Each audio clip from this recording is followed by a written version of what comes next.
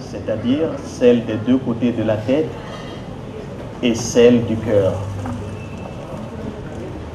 Car c'est en votre âme que nous allons enfouir ces graines paroles porteuses de semences, afin qu'elles produisent des fruits de diverses sortes.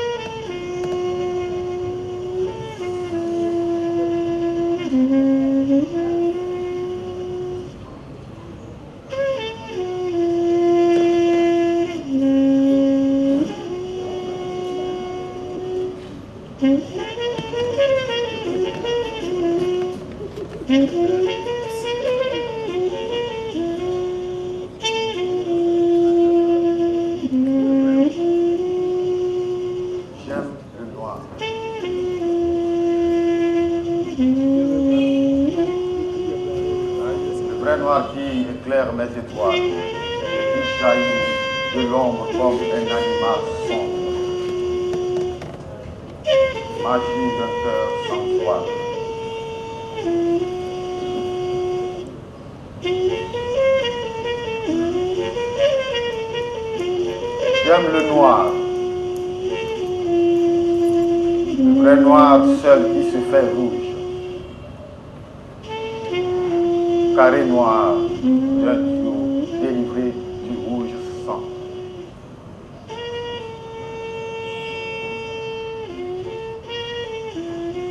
Les chemins noirs du temps qui va en queue de pie.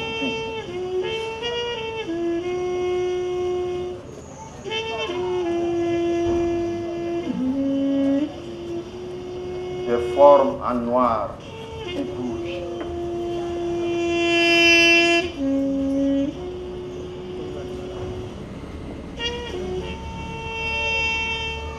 J'aime le noir.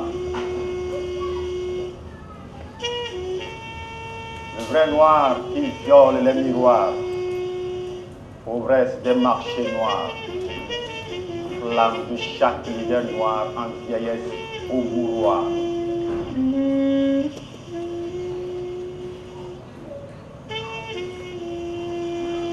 J'aime le noir.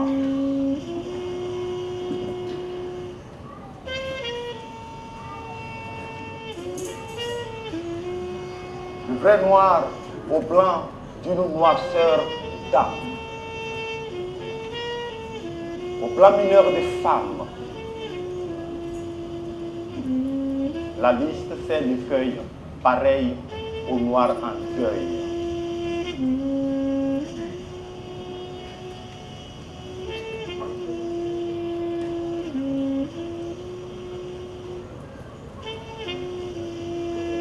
Carré noir d'un Dieu.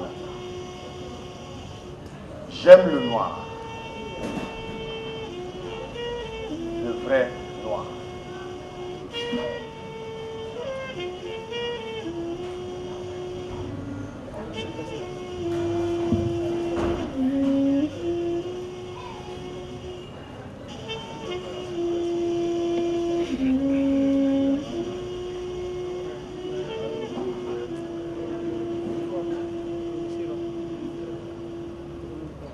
Elle est belle. La princesse Taitanga est très belle. Parfois, à l'apparition de la belle princesse Taitanga, le vent cesse de souffler. La nuit perd sa luminosité, laissant ainsi le soin à la beauté de la princesse illuminer les coins et recoins du royaume. Les hommes et les animaux se figent comme des sculptures de bois. Seuls les battements de leur cœur semblent composer une belle mélodie à la beauté de la princesse. Fille unique d'un roi respecté et aimé. Un roi sage et puissant. Mais le roi a un souci. La princesse Taitanga a l'âge de se marier. Et elle vit toujours sous le toit familial. Pourtant, ce n'est pas les prétendants qui manquent. Chaque jour, des hommes viennent de partout avec beaucoup de richesses pour demander la main de la princesse. Certains même, ils viennent pour la contempler et repartir comme ça. Mais elle est toujours au palais. Et la princesse aussi souhaite bien se marier.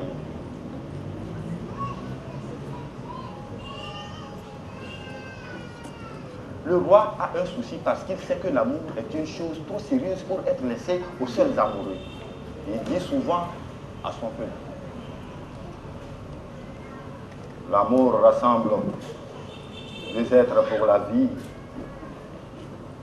Le mariage rassemble deux vies pour bâtir la société. Le roi veut pour sa fille un homme qu'elle aime et qu'il aime. Un homme sage et intelligent. Un homme qui ne compte pas que sur sa beauté, sa fortune pour l'aimer. Non, c'est ça même le souci royal. Un jour, le roi convoque toute sa population et lui annonce qu'il mariera Taitanga au plus méritant. Tous sont venus de partout dans leurs plus beaux vêtements, mais personne ne sait ce qu'il faut donner ou ce qu'il faut faire pour mériter la main de la princesse. Quelques instants après, le roi se lève et dit: je marierai ma fille Taitanga à celui d'entre vous qui sera capable, à l'aide de ce bâton et de ce gobelet qui s'y trouve accroché, d'épuiser l'eau chaude de la marmite que voici au feu et de la vider tout entière.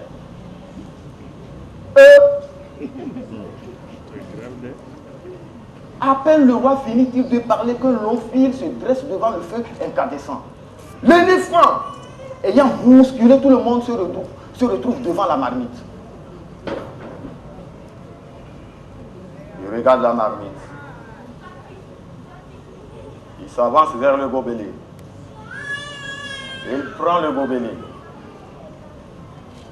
Il va vers la marmite.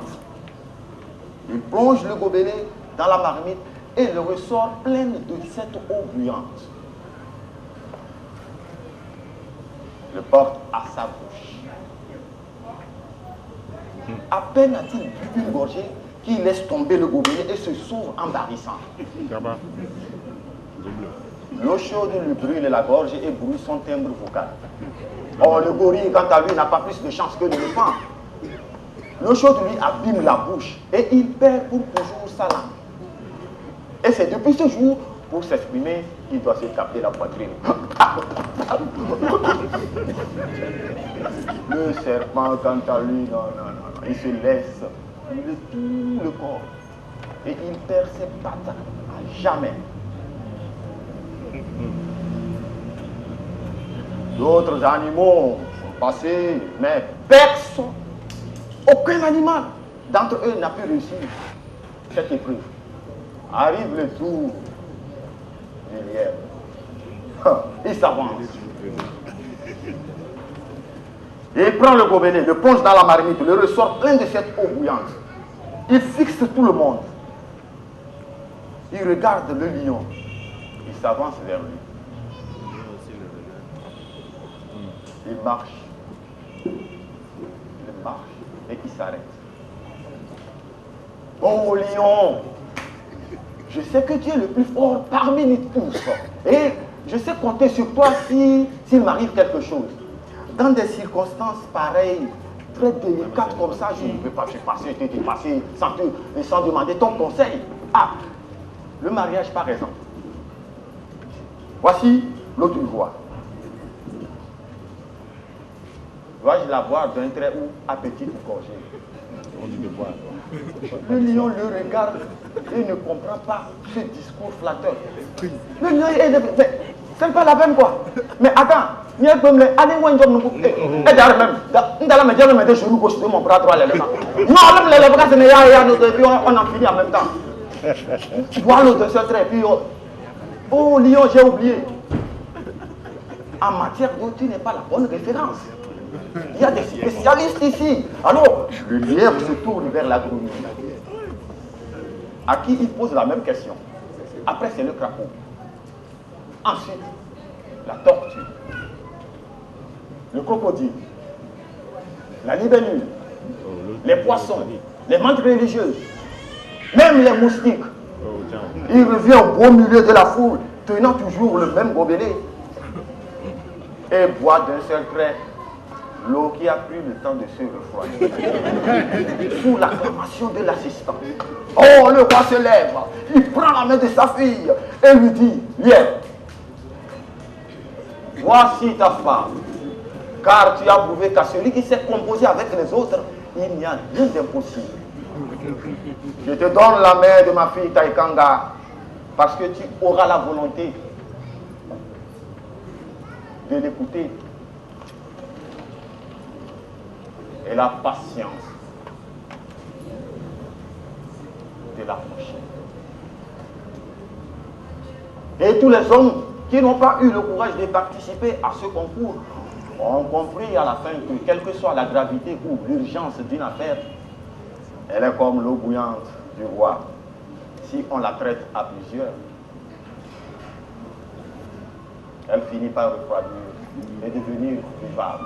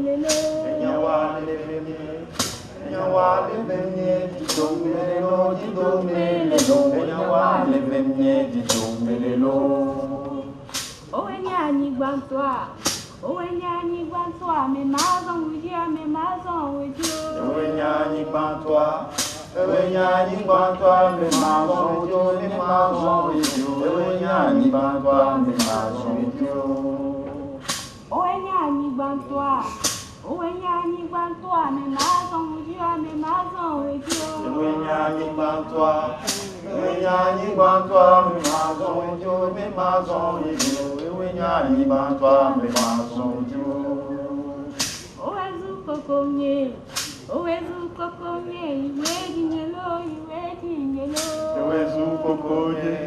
Owezu kokonye, iwe dinyelo, iwe dinyelo. Owezu kokonye, iwe dinyelo. Owezu kokonye, owezu kokonye, iwe dinyelo, iwe dinyelo. Owezu kokonye, owezu kokonye, iwe dinyelo, iwe dinyelo. Owezu kokonye, iwe dinyelo. Enyawale gemye, tidombelelo, tidombelelo.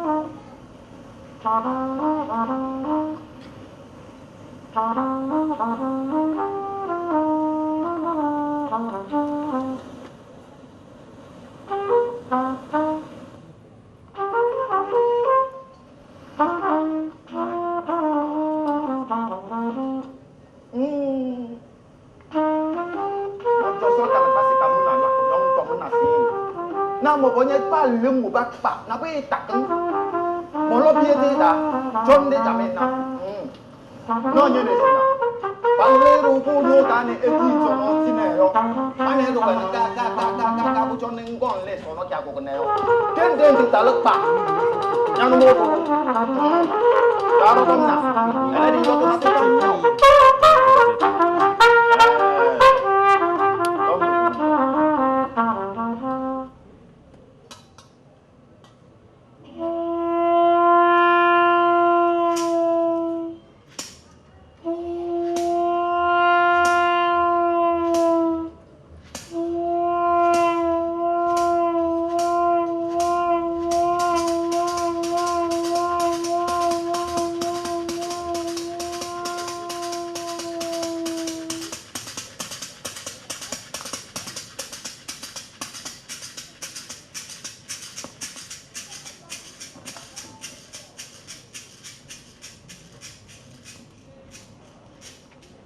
Il y a un train qui vient de Haotoé. Il y a un train qui vient d'Arlit. Il y a un train qui vient de Katanga. Il y a un train qui vient de Gao. Il y a un train qui vient de Marikana, du sud et de tout l'arrière-pays du centre.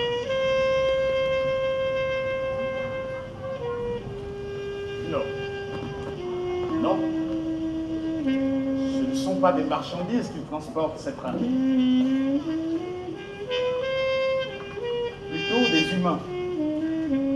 Des humains de toute génération. Des jeunes et des vieux hommes africains.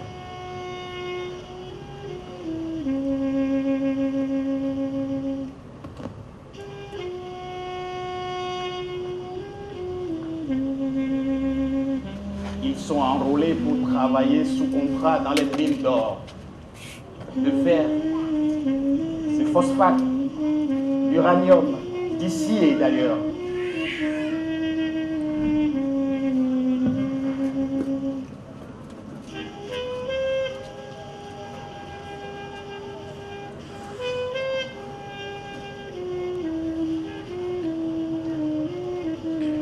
Heures par jour et même plus, ils descendent dans le ventre de la terre, défiant l'absence de ces terres si précieuses que nous appelons oxygène.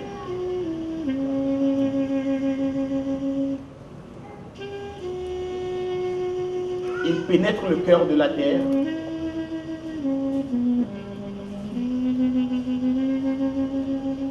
d'aucuns y laissent même leur vie, abandonnant veuves et orphelins à la surface de la terre, la mer nourricière.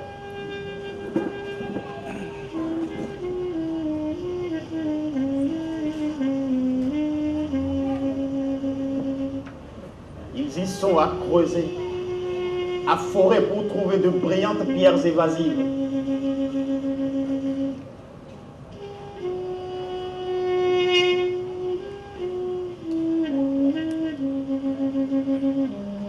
L'heure de la pause déjeuner, viennent se coincer dans leurs assiettes et cuillères faites en fer, bouillies ou pâtes alimentaires.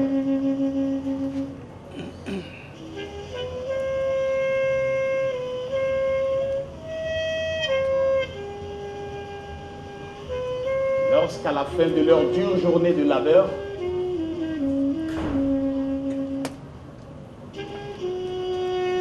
ils sont assis dans leur pouilleuse caserne ou auberge de jeunesse. Ils pensent. Ils pensent à des êtres chers qu'ils peuvent ne plus jamais revoir. Parce qu'ils sont enlevés de force ou sans motif assassinés par des niches de bandes de pillards sans origine particulière.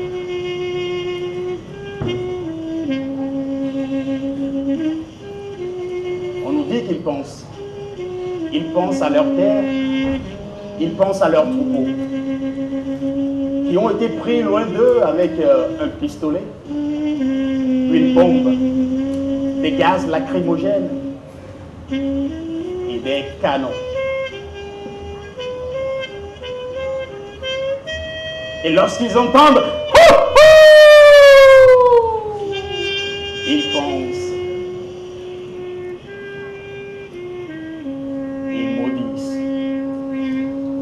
ils maudissent encore et encore. Ils maudissent ce train de charbon qui refuse de transporter du charbon, préférant des humains. Même ceux qui sont morts continuent dans leur âme de le maudire. Ils le maudissent. Ils le maudissent encore et encore et encore. Et on appelle ça la vie.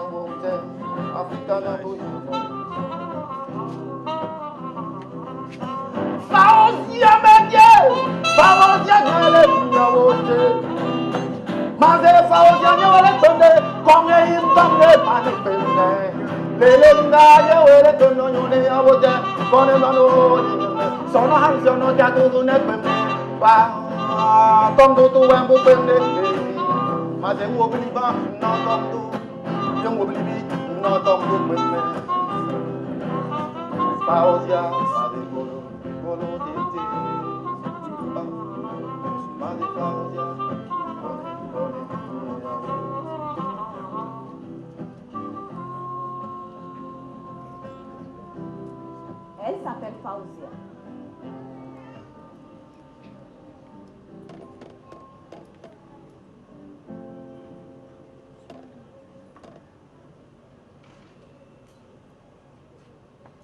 Elle est fille cadette d'une famille de 3 enfants. Son père est mécanicien. Sa mère ne travaille pas. Ses parents ne gagnent pas assez pour payer ses études, ni celles de ses frères. Malgré cette situation, Fauzia décroche vaille que vaille son bac à 18 ans. C'est le moment que trouve son père pour donner sa fille en mariage à un riche commerçant du quartier pour en faire sa 4e épouse en échange d'argent. Mais Fauzia ne veut pas de cette vie. Son rêve, c'est de devenir avocate et soutenir ses parents. Mais son père ne veut pas l'entendre de cette oreille et sa décision est irrévocable.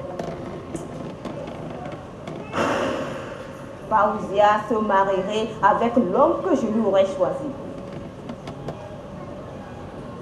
Et depuis ce jour, commence pour Faouzia l'enfer et la galère.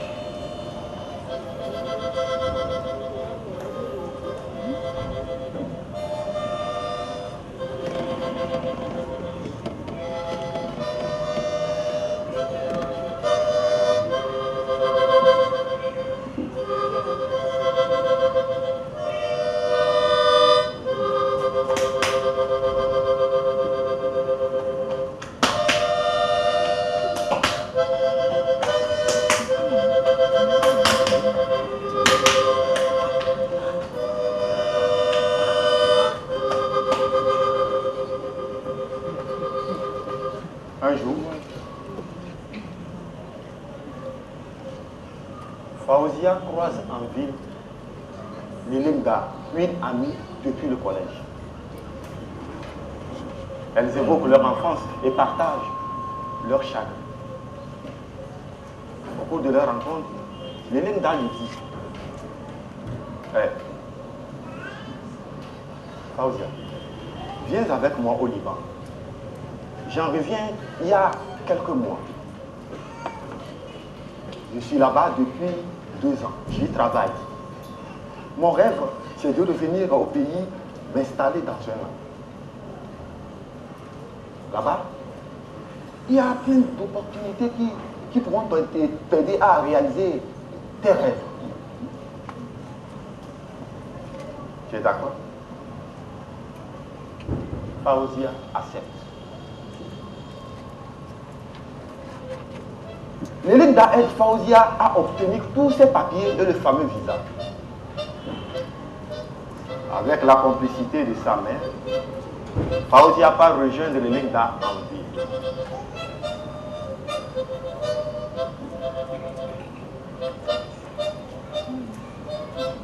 Dans l'avion qui les amène au Liban, les rêves ne cessent de se bousculer dans la tête de Faouzia. Travailler, amasser de l'argent et revenir poursuivre ses études.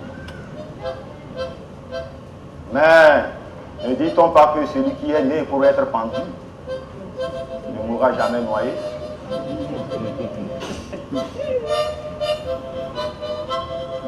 À l'aéroport de Beyrouth, les chemins de Faouzia et de Lilinda se séparent.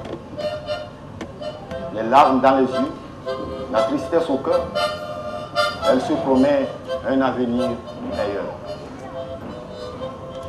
Lilinda confie Faouzia à un Libanais qui s'empresse de la conduire dans sa voiture qui démarre.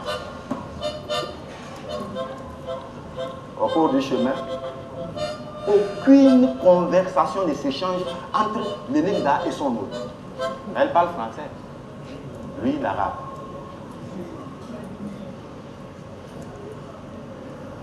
Les voilà à destination. Un grand portail s'ouvre de lui-même. Une femme vient les accueillir et désigne sa chambre à Faouzia.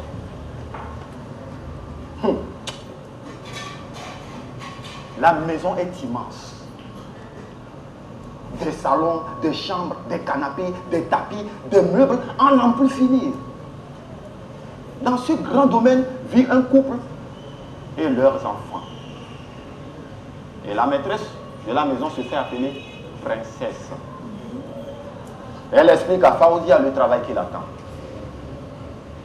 Elle doit s'occuper de ses filles âgées de 13 et 15 ans, comme le ferait une mère. Les nourrir, les habiller, les accompagner partout.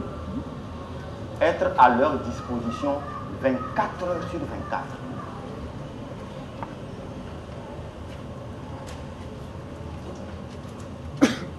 Les journées de Faouzia commencent à 5 heures du matin, sans répit, travaillant comme un chien qui a perdu son os. Faouzia s'abandonne au travail corps et âme. Elle ne ferme les yeux que tard dans la nuit, et ceci pour une courte durée.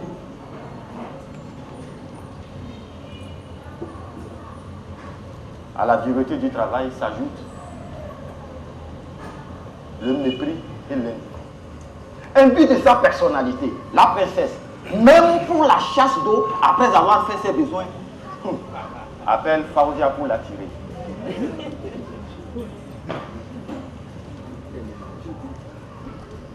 Les rêves de Fauzia, peu à peu, s'amenuisent. Partout où ils vont, les patrons de Fauzia l'exposent comme un trophée. Car pour eux, avoir une boniche est signe extérieur de richesse. C'est ainsi que Fauzia accompagne la famille princière dans un voyage sur Paris. La fatigue, la colère, l'accumulation de toutes ces choses finissent par l'abattre. Fauzia fait un malaise. Ses patrons, au lieu de s'en préoccuper, la laissent à son sort et partent en vadrouille. Alors, revient sur ses pas l'aîné de la famille princière. Il pénètre dans la chambre de Fauzia, la brutalise, puis la viole. Et tu dans les pommes la blémondida. Et tu dans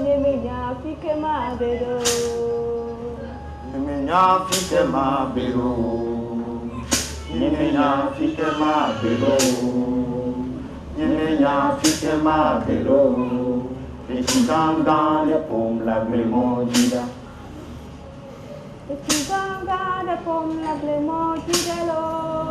Nyemenya fike ma belo.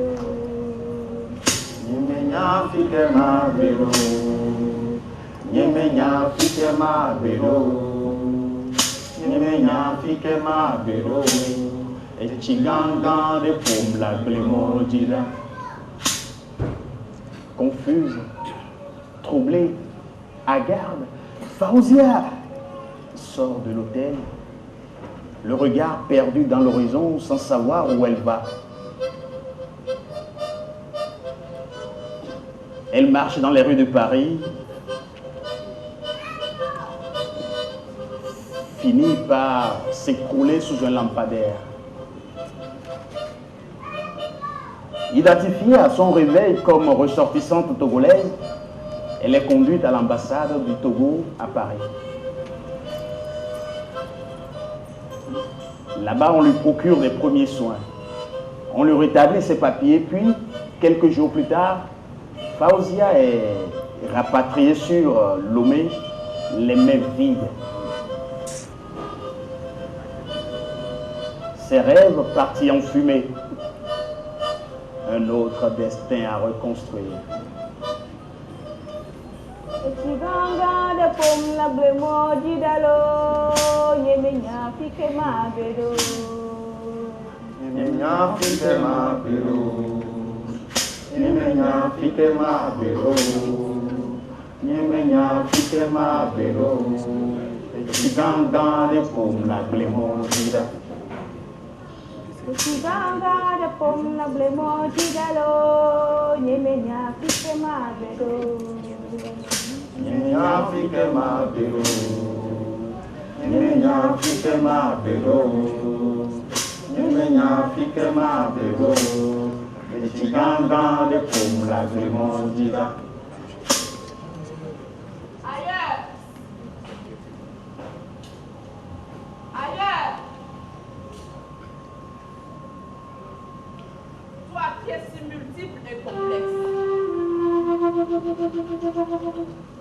Tu es à la fois risque et menace. Tu te situes donc entre magie et crainte, entre appel et répulsion. Ainsi donc, tu n'es qu'un mirage.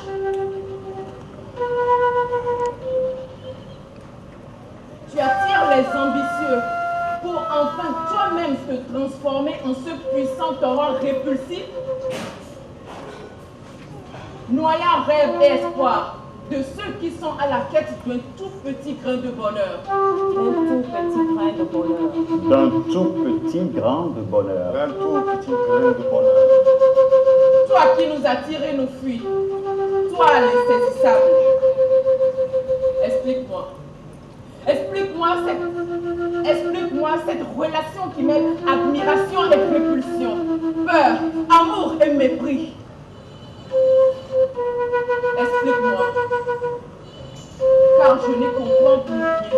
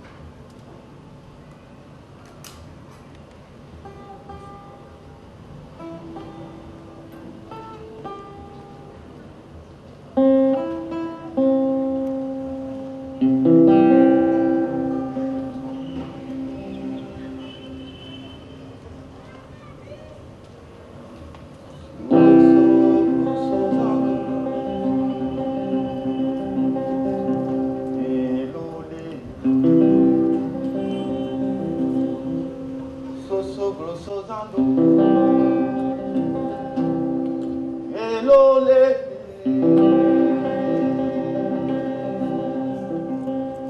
Avec bête. Wana dem.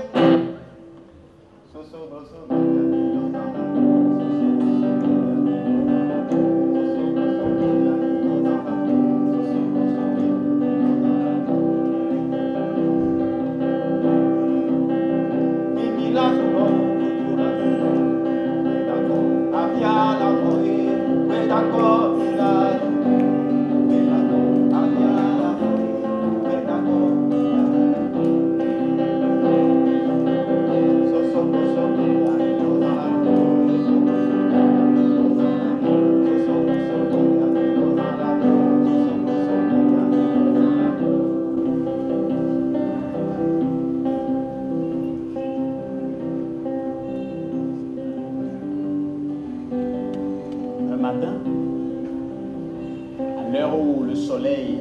Ses rayons réveillent la terre. Je sors de ma chambre. Je me dirige vers la jarre d'eau de la cour de notre maison pour y puiser de l'eau afin de me débarbouiller. Mais à peine ai-je ouvert la jarre que m'apparaît sur la surface de l'eau le visage d'un vieil homme aux cheveux et barbe en coton. De panique, je tente de refermer la jarre, mais une voix provenant de l'intérieur de la jarre m'interpelle. Hélène, de notre histoire, de nos errances et souffrances sur ces chemins illusoires, qu'as-tu retenu pour la vie? Qu'as-tu retenu pour demain? Qu'as-tu retenu pour le futur? Et moi, je lui dis, mais attends, mais quelle histoire? D'ailleurs, je ne te connais pas. D'où viens-tu? Qui es-tu et d'où viens-tu? Je suis de la couleur du berceau de l'humanité. Je suis de la couleur de ce que l'on a enchaîné, déporté, humilié et supplicié dans les fers de l'esclavage. La couleur du diamant et du coltan que l'on pille dans le sang. Je suis de la couleur des intouchables. Je suis de la couleur de l'arbre de la liberté qu'on arrache avant de le brûler.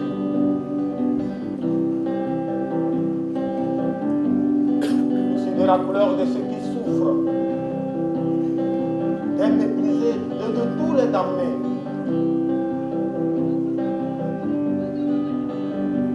De la couleur de l'humanité, souillée par l'inhumanité des puissants.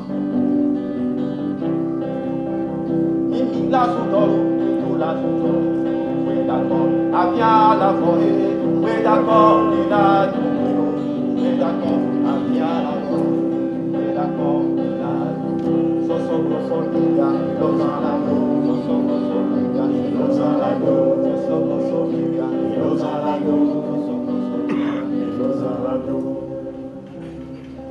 Puis le vieil homme, en ces termes, continue. Hélène, écoute près cette histoire pour qu'au bout de l'ancienne corde, nous puissions ensemble tisser la nouvelle.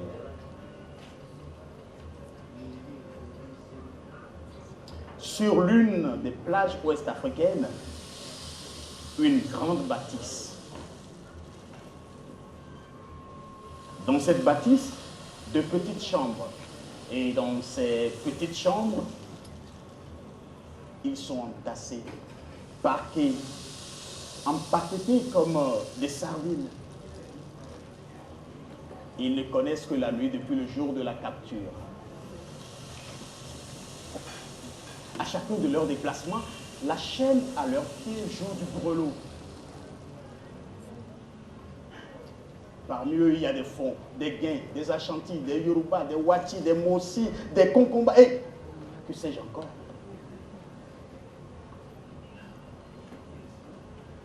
Ils sont là attendant l'arrivée du petit bateau négrier qui doit venir les chercher pour je ne sais où.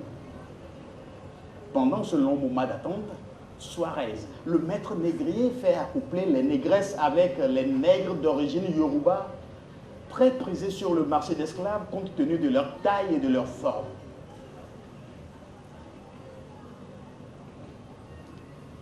De ces états, 2 femmes tombent enceintes. Un jour, l'une des femmes enceintes donne naissance à un mignon garçon. Un bel homme glisse de son entrejambe et tombe sur un cadavre dont le corps commence déjà à se raidir. L'enfant crie, vas-y, réclame la lumière. De loin, Suarez, le maître négrier, ayant entendu le cri de l'enfant, arrive. Il fait ouvrir la porte, ordonne à la négresse de sortir avec son enfant.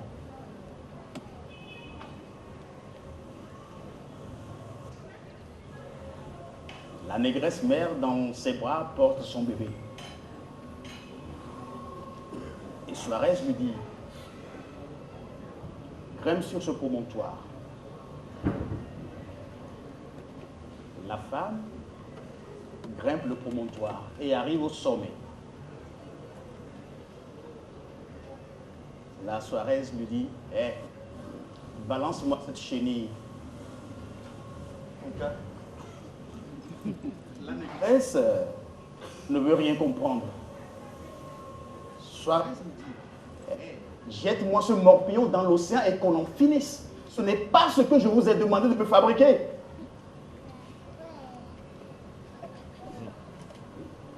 La négresse balbutie quelques mots à peine audibles. Je vous en prie, c'est mon bébé, c'est mon enfant, je vous en supplie. Laissez-moi mon bébé. Une fois encore, Suarez la somme de balancer ce qu'elle tient dans ses mains dans l'océan. Alors la négresse pose sur Suarez un regard de bénédiction, comme pour dire, il ne sait pas ce qu'il fait. La négresse serre dans ses bras son bébé contre sa poitrine, puis se soulève de tout son poids et se fracasse contre une vague géante qui s'empresse de les emporter. So grosso zando.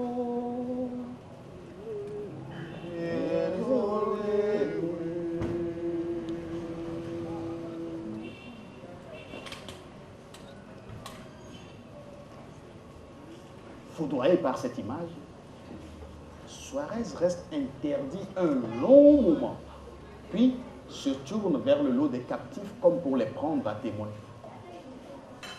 C'est alors que du lot des captifs surgit la deuxième femme enceinte.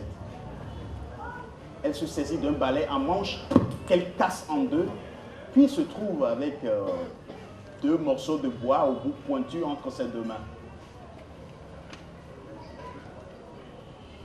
Elle plante son regard dans celui de Suarez. Puis, elle se met à se transpercer le ventre à coups répétés.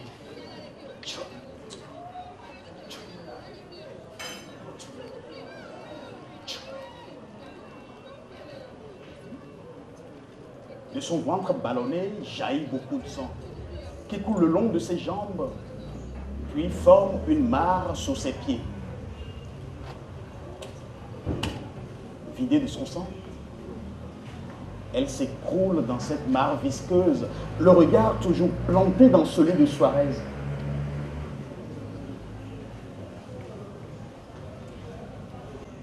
Comme pris dans un étau macabre, Suarez devient fou allié.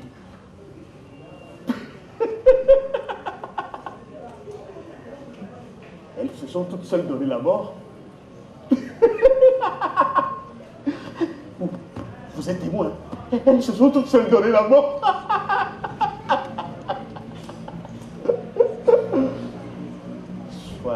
sillonne les rues de Cape Coast avec cette phrase sur le bout de ses lèvres. Elles se sont toutes seules donné la mort. Elles se sont toutes seules.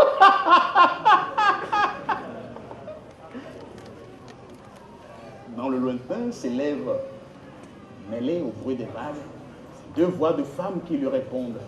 Tu nous as tués.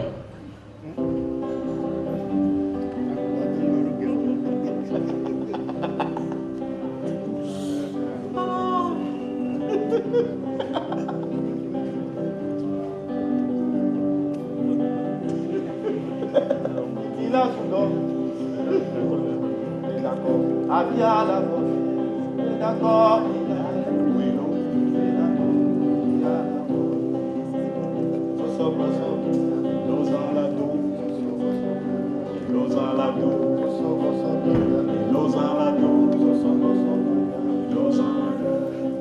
Sur l'océan,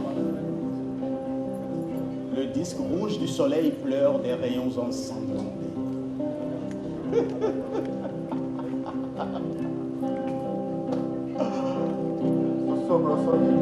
Los alados.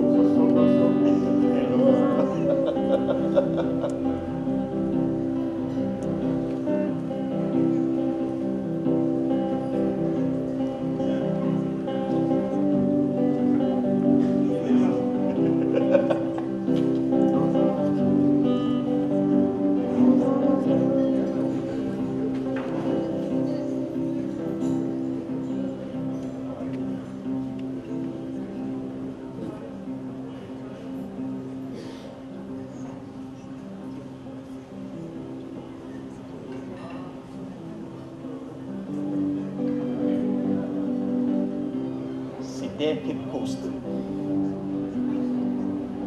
ancien comptoir d'esclaves situé dans l'actuel Ghana.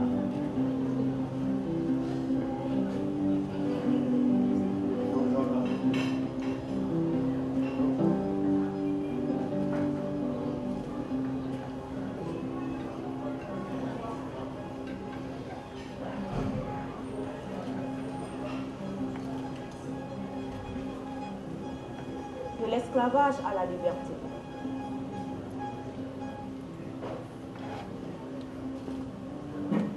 De l'esclavage à la liberté, il n'y a qu'un pas. Mais pour y arriver, ce pas doit être porté par des ailes de ruse, de sagesse et de... C'est ce que ma grand-mère avait l'habitude de me dire lorsqu'elle me racontait l'histoire d'un roi et de son trésor. Il était une fois un roi heureux. Il était très heureux. Ce roi était tellement heureux parce qu'il avait un trésor, pas comme les autres. Parce qu'il avait un trésor extraordinaire. Et ce trésor était un oiseau. Un oiseau qui avait des plumages composés de toutes les couleurs du monde. Un oiseau qui parlait toutes les langues du monde. Et chantait dans toutes les langues.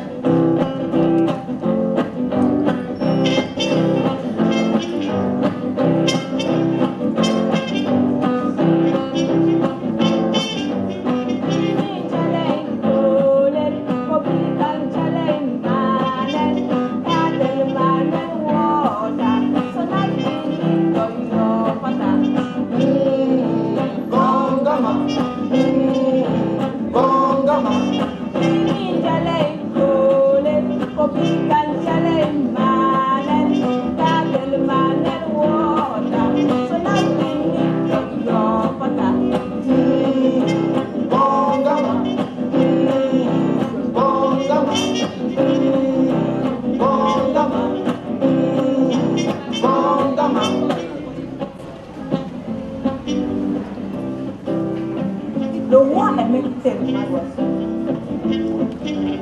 Il aimait tellement son oiseau qu'il ne se passait pas une seule journée sans qu'il ne rende visite à son oiseau. Il le regardait. Il écoutait chanter dans toutes les langues du monde.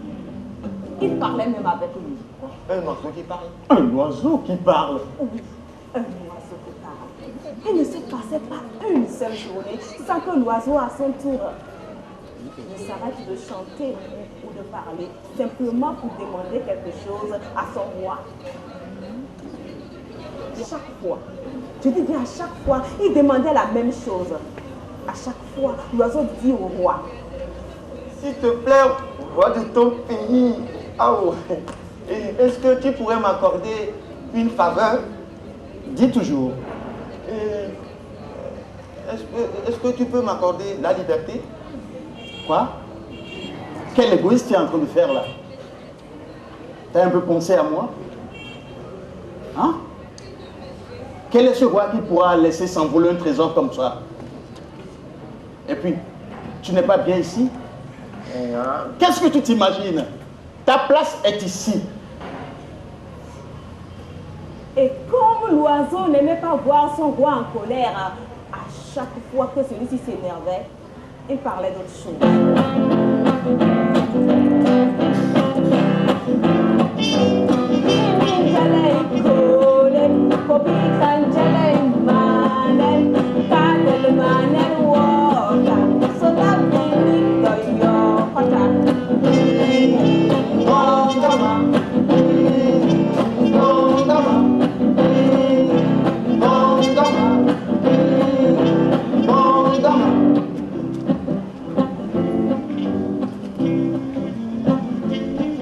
Un jour, le roi se préparait pour un grand voyage. À la veille de son départ, il est allé voir l'oiseau. Tu sais, mon cher ami, demain, je ne viendrai pas m'asseoir à côté de toi pour t'écouter comme je le fais d'habitude. Je me prépare pour un long voyage. Ça va prendre des jours, des semaines, même des mois. Oh. Mais tu connais bien le pays où je vais. Je vais dans le pays où tu es né. Et puisque je vais dans ton pays natal, aimeras-tu que je te rapporte quelque chose de là-bas? Oui, roi de ton pays. Tu vas dans mon pays? Oh, rapporte-moi ma liberté. Et une fois encore, le roi s'est mis à crier. Non, non, non, non, non. Tu peux tout me demander, sauf ta liberté. Jamais je ne te l'accorderai. Si tu es vraiment le roi de ton pays, j'aimerais qu'une fois arrivé dans mon pays, tu ailles dans la forêt où je suis né. Au plus profond de cette forêt, il y a un arbre blanc. Dans cet arbre, il y a des milliers d'oiseaux de même couleur, exactement comme moi. Ce sont mes frères.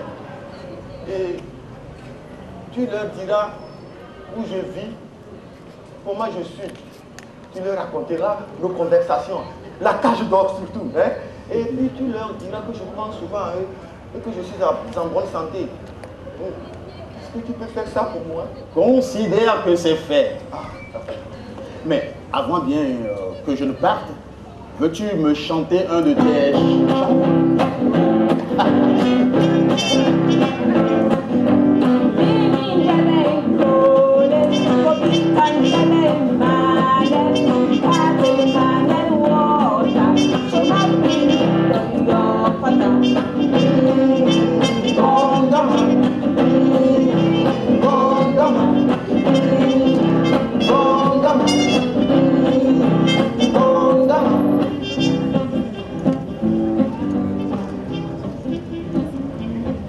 est parti. Il a marché pendant des jours, des nuits. Il a traversé des mers, des pays et il est arrivé au bout du monde. Il a fait ses affaires de roi. Une fois ses affaires de roi terminées, il a demandé qu'on lui conduise à la forêt. Arrivé là, il a demandé à rester seul. Et il s'est enfoncé dans cette forêt. Il a marché sous des arbres pendant des heures. Et il est arrivé devant un immense arbre blanc. Eh oh! Salut! Je vous apporte les saluts fraternels d'un de vos frères qui vit chez moi dans une cage au barreau d'or. Il m'envoie vous dire que vous le manquez beaucoup et qu'il aimerait avoir de vos nouvelles. À peine le roi a-t-il fini de parler que les oiseaux tombent, comme s'il était foudroyé par quelque chose. Alors le roi se tourne, il s'approche, il ramasse l'oiseau, il le tourne, il le retourne, il le secoue. Mais il n'avait plus dans les mains que le corps d'un oiseau mort.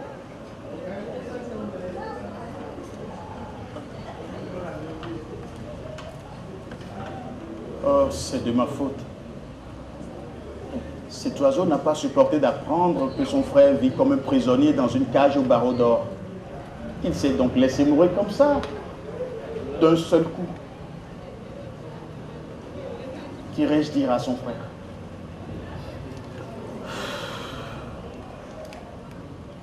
Alors, le roi a déposé le corps de l'oiseau au pied de l'arbre. Et il est reparti. Comme ça, sans rien dire, sans rien oser demander d'autre.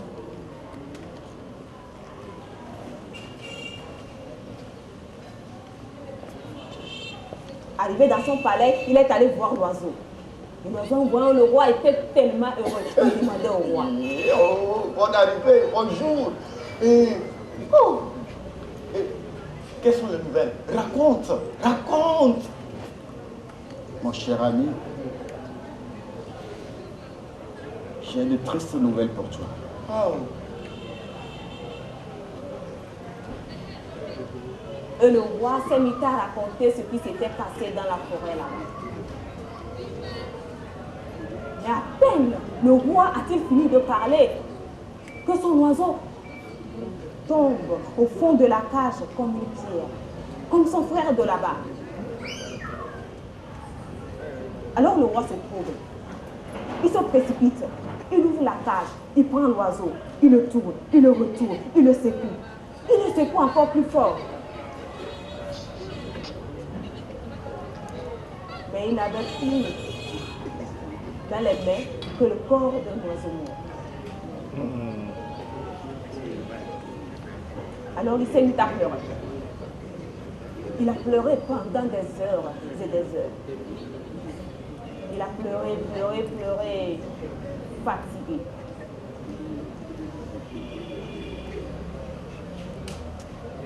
Il se lève. Il ouvre la fenêtre.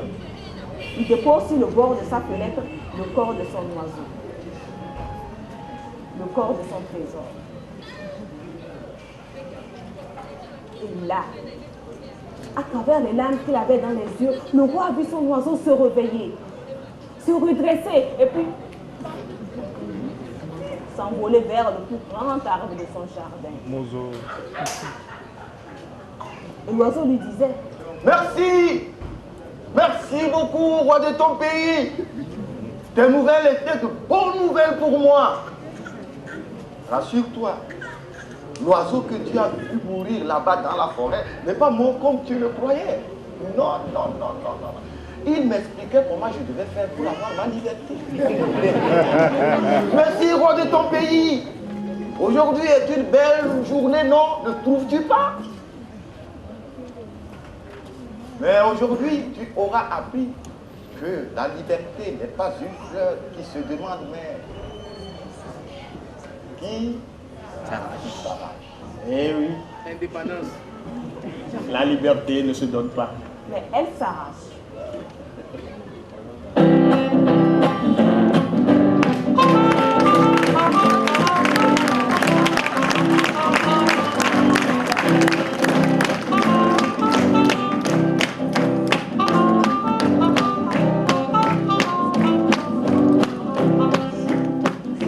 On raconte que le roi a lentement fermé la fenêtre. Il a intérêt, hein? Et qu'à travers la vitre, il a vu au loin son trésor disparaître dans le ciel. Là-bas. Tout étonné de constater tout à coup son visage illuminé d'un sourire nouveau.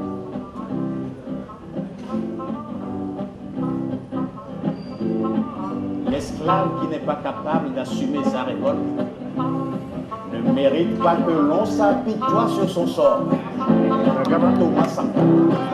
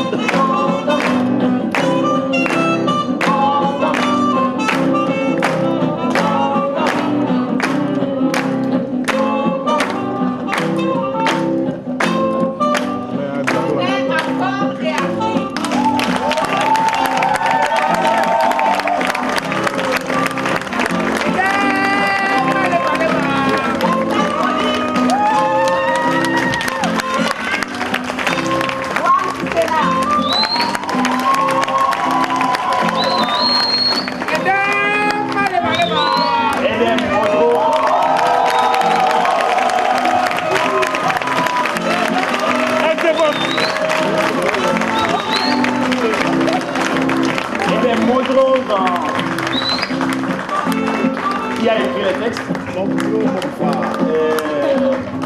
La mise en scène.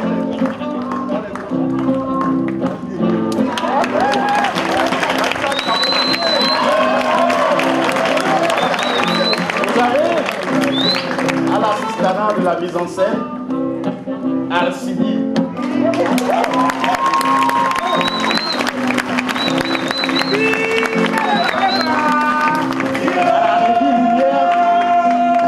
Tibiakou, petit Daniel.